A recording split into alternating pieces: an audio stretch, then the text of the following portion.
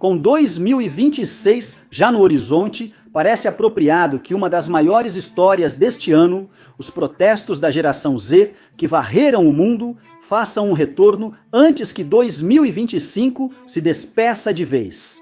Desta vez, o cenário não era a África ou a Ásia, onde a geração Z já protestou com sucesso, mas sim a Europa. Um continente onde, apesar dos protestos da geração Z, em países como Sérvia e França, nada se compara ao ocorrido no Nepal. Pelo menos esse era o caso até o dia 11 de dezembro, quando, após uma onda contínua de protestos que começou. No fim de novembro, o primeiro-ministro búlgaro, Rosen Geliaskov, anunciou a renúncia de todo o governo, afirmando: como já dissemos, ouvimos claramente as vozes dos cidadãos protestando contra o governo. Precisamos corresponder às expectativas deles, e sua mensagem é clara.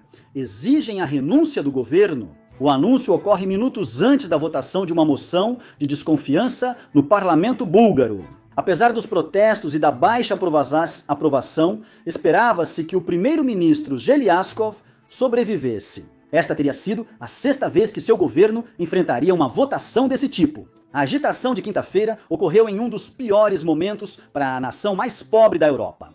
A Bulgária está prestes a ingressar na zona do euro, uma união monetária de 20 países da União Europeia que usam o euro como moeda comum no novo ano. Há também o pequeno detalhe de que o país já realizou 7 eleições nacionais nos últimos 4 anos.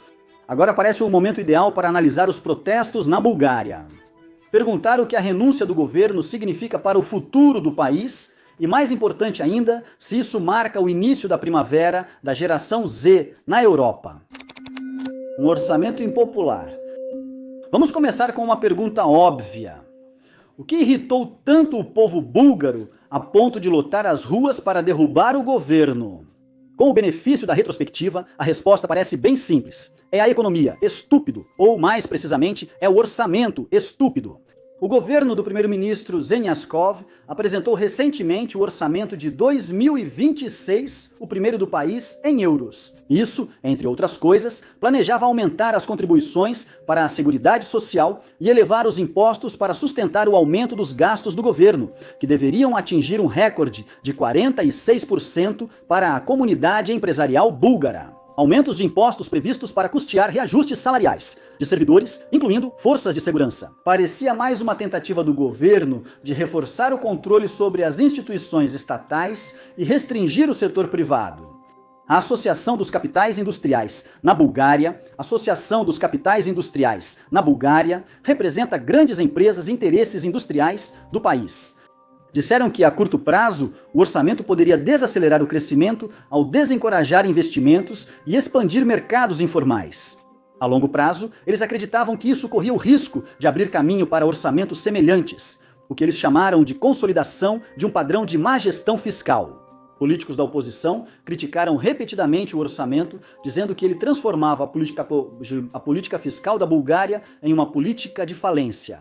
Kostadin Kostadinov, líder do partido de extrema-direita Renascimento, alertou que o novo orçamento levaria a Bulgária à maior crise de dívida de sua história moderna. Dívida deve chegar a 80% do produto interno bruto em 2 anos. Para comparação, de acordo com o site de dados financeiros Trading Economics, em 2024, a relação dívida-MAMSCO, produto interno bruto da Bulgária, era de 241%. Se as projeções de Kostadinov estiverem corretas, isso significaria que Sófia mais do que triplicaria sua dívida nacional em apenas 2 anos. O que, para dizer o mínimo, é o tipo de decisão que tende a levar a derrotas esmagadoras nas urnas. O governo, por sua vez, defendeu o orçamento com a ministra das Finanças Temenujka Petkova, insistindo que o aumento das contribuições para a Previdência Social era necessário para garantir a viabilidade do sistema de pensões. Ela ressaltou que o orçamento manteve déficit de 3% dentro das exigências fiscais da União Europeia. O público não acreditou nas explicações do governo e, em 26 de novembro, iniciaram os primeiros protestos organizados pela oposição Nós Continuamos a Mudança. Bulgária Democrática, PPDB. Na primeira noite, mais de 20 mil pessoas saíram às ruas. Eles formaram uma corrente humana ao redor do parlamento numa tentativa de impedir que os membros da coalizão governista saíssem, mas, em determinado momento, chegaram até a cercar os carros deles. manifestantes impediram a saída de pessoas até a meia-noite, segundo o veículo local. Esses protestos não eram avassaladores, mas eram significativos. Por isso, o primeiro-ministro anunciou em 27 que o processo orçamentário foi suspenso para dar mais tempo ao governo para consultas. Mas isso também deu ao governo tempo para preparar o que esperava ser uma reação. Em coletiva, Anata Zafarov, vice-primeiro-ministro e líder do Partido Socialista Búlgaro, fez um alerta sombrio. Vamos citar: retirar todo o orçamento de 2026 deixaria sem fundo salários, pensões de maternidade, apoio a famílias jovens, sistemas individuais e políticas sociais. Todos estarão em risco se não pudermos cumprir esses compromissos e manter as políticas sociais. O Partido Socialista Búlgaro Esquerda Unida vai repensar sua participação no governo. Fim da citação. Essa declaração é importante devido à estrutura do governo búlgaro antes do colapso. Após tantas eleições, o primeiro-ministro Zeliaskov liderou um governo minoritário. É uma forma sofisticada de dizer isso. A coalizão GERBSDS não tinha cadeiras suficientes no parlamento para governar sozinha. Para formar o governo, precisavam unir outros partidos. Ao final, GERBSDS formou uma coalizão governista com a Partido Socialista Búlgaro United Left, aliança de centro-esquerda liderada pelo Partido Socialista Búlgaro. E o partido Existe Tal Povo, ou Ima Takav Narod Bulgária, por que os partidos políticos têm nomes tão longos? É confuso. Juntos, eles tinham 102 dos 240 assentos do parlamento búlgaro, ainda longe da maioria necessária para sobreviver.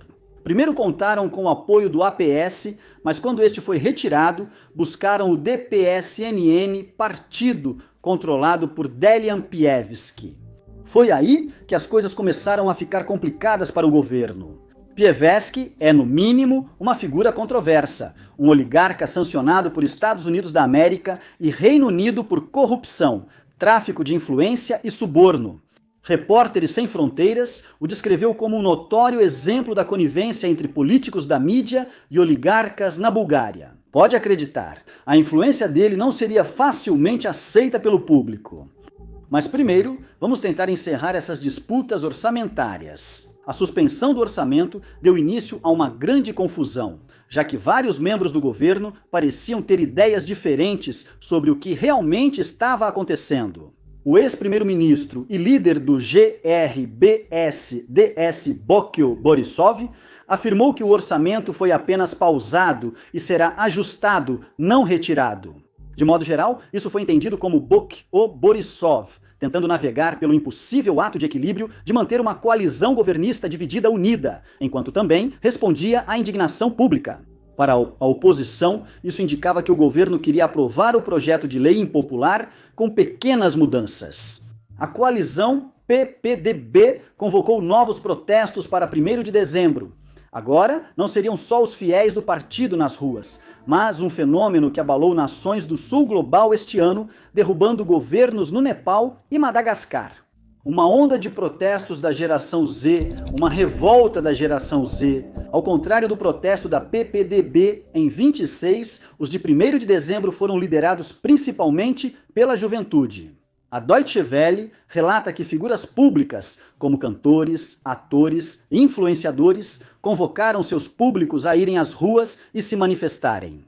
Como vimos em outros países da primavera da geração Z, redes sociais se tornaram rapidamente uma ferramenta de organização, com jovens búlgaros usando TikTok e Instagram para se coordenar em espaços digitais fora dos partidos tradicionais. Jovens criaram hinos de protesto para Pievski, memes sobre os excessos da elite e imagens incentivando levar namoradas aos protestos como encontro. Isso convenceu muitos jovens a participarem de seu primeiro protesto político. Fato importante sobre a Bulgária. Antes da recente onda de protestos, a participação dos jovens na política era muito baixa. A participação nacional na política eleitoral era totalmente desanimadora. As eleições de junho de 2024 tiveram uma participação de 33%, que é a mais baixa desde 1989, quando o regime comunista de partido único chegou ao fim. A eleição de outubro de 2024 foi só um pouco melhor, com 38,94% dos eleitores registrados participando. Nas eleições do Reino Unido naquele ano, 60% dos eleitores participaram, e isso já gerou preocupação por ser um índice baixo. A participação patética da Bulgária se deve a vários motivos, mas, no fundo, é fruto de desilusão. Não só com a classe política, mas também com a capacidade do público de promover mudanças. De acordo com o Gallup, a Bulgária está entre os países com os maiores níveis de apatia dos eleitores na Europa. Segundo os dados, em 2024 só 10% da população confiava nas eleições. Esse número era 6 vezes menor do que a média da União Europeia. E não são só as eleições. O povo búlgaro não confia em suas instituições públicas. Somente 17% do público confia no judiciário. Além disso, a corrupção endêmica, segundo o Índice de Percepção da Corrupção 2024 da Transparência Internacional. A Bulgária teve 43 pontos e ficou em 76º entre 180 países da União Europeia. Só a Hungria teve pontuação menor, com 41 pontos. Isso mostra que a Bulgária é tão corrupta que até a Romênia diria: caramba, tem coisa suspeita aí, vocês estão piores. A classificação da Bulgária caiu 2 posições em relação ao ano anterior, indicando que a corrupção estava se tornando mais disseminada. Já falamos de Delian Pivsky, o oligarca sancionado e corrupto. O que falta dizer é que Bohkel Borisov, o líder do GERD-SRS, também tem um longo histórico de escândalos de corrupção. Surpresa, segundo Caroline Holman, do Diplomatic Courier. Sob Borisov, a Bulgária ganhou fama de país mais corrupto da Europa, perdendo cerca de 22% do produto interno bruto anual para a corrupção. Em 2021, último ano de Borisov como premier, 844 bilhões de dólares, o que teria significado que, se esses números forem precisos, cerca de Estados Unidos, dólares 185 bilhões desapareceram nos bolsos de oligarcas e amigos do governo só naquele ano. Não surpreende que tenham ocorrido manifestações contra o governo de Borisov naquela época. O fato de sua coalizão ter sido a principal força política na Bulgária até recentemente mostra como os protestos foram ineficazes e como o establishment político corrupto resistiu à indignação pública. O que mudou em 1º de dezembro não podemos afirmar com certeza. Nossa teoria predominante é que a geração Z da Bulgária viu os protestos acontecendo em todo o mundo e percebeu que, se unissem, poderiam fazer as mesmas mudanças que seus colegas fizeram em outros lugares. Segundo o Político, em dezembro, entre 50 mil e 100 mil búlgaros protestaram nas ruas de Sófia, exibindo as icônicas bandeiras de uma peça só da geração Z e fotos retratando seus líderes como porcos gananciosos. Os jovens expressaram raiva contra um sistema que os havia decepcionado. Além de Sófia, segundo veículos locais, os protestos também aconteceram em outras cidades importantes, incluindo Blagoevgrad, Lovets e Nova Zagora. Enquanto eles giravam, os protestos foram além do pedido de retirada do orçamento, tornando-se uma crítica maior às falhas do governo e à corrupção. Venceslava Vassileva, estudante de 21 anos que participou do protesto, disse à Agence France Presse, e vamos citá-la: "Estamos aqui para protestar pelo nosso futuro. Queremos ser um país europeu, não um governado pela corrupção e pela máfia." Após os protestos, o governo retirou o orçamento. Mas naquela altura já estava claro o quão frágil era toda aquela estrutura podre, e a geração Z da Bulgária estava determinada a dar o empurrão final. Os protestos culminaram em 10 de dezembro, quando o Sofia Globe informou que dezenas de milhares foram às ruas em Sófia e outras cidades para uma marcha com o tema Pivsky e Borisov fora do poder.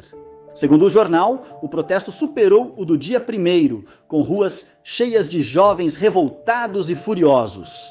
Em poucas horas, o primeiro-ministro Zeliaskov anunciou que todo o seu governo renunciaria. Com isso, a geração Z derrubou seu terceiro governo este ano, depois do Nepal e de Madagascar. Como nesses dois países, os eventos na Bulgária trouxeram uma pergunta óbvia, mas sem resposta clara. O que vem agora? A pergunta, e agora? Zeliaskov mencionou isso ao renunciar, afirmando em seu discurso que o país enfrentava um grande desafio e que os cidadãos deveriam propor ideias autênticas para o próximo governo. De acordo com a Constituição búlgara, a renúncia deve ser formalmente apresentada ao parlamento, que então precisa adotar uma resolução aceitando-a. Depois desse procedimento, o presidente Rumen Radev dará ao maior grupo do parlamento a chance de formar um novo governo. Se falhar, o segundo maior grupo tenta antes do presidente escolher um candidato. Se todas as tentativas falharem, como analistas políticos prevêem, Radev nomeará um governo interino até a próxima eleição. A Deutsche Welle diz que Radev deve lançar projeto político próprio após seu mandato em 2026. Isso pode impactar o cálculo político para manifestantes da geração Z. Uma nova eleição seria a melhor chance de se organizarem, criarem partidos e implementarem sua visão de futuro. É um caminho difícil, mas se eles quiserem institucionalizar a mudança depois disso e transformar a Bulgária em uma verdadeira nação europeia que não seja governada pela máfia, esse é o caminho que eles precisarão trilhar. O ocorrido na Bulgária alerta que o impacto dos protestos da geração Z vai além de países em desenvolvimento na África e Ásia, chegando também à Europa. Enquanto houver lenha e uma faísca para acender tensões que já vem fervendo há muito tempo, a geração Z pode e vai se mobilizar. A Bulgária tinha a lenha. Corrupção endêmica, disfunção política e, sobretudo, jovens vendo impotente seu futuro escapar, presos em um sistema que funcionava para todos, menos para eles. O orçamento de 2026 foi só a faísca. É aqui que as coisas ficam realmente interessantes ou assustadoras, dependendo do ponto de vista. Essa mesma lenha existe em grandes áreas da Europa. Países como a Espanha, onde o desemprego juvenil segue alto e a moradia virou um sonho distante, inacessível. Como no Reino Unido ou na Irlanda, ou onde os mesmos partidos políticos se revezam no poder há décadas, enquanto nada muda de forma fundamental. Onde os jovens são orientados a ter paciência, a trabalhar dentro do sistema, a esperar sua vez. Enquanto assistem esse sistema falhar com eles repetidas vezes, se o sistema continuar falhando, a geração Z já provou ser mais do que capaz de derrubá-lo. E embora seus sucessos anteriores tenham sido limitados ao sul global, agora parece que o Ocidente também está na mira deles. Obrigado por assistir.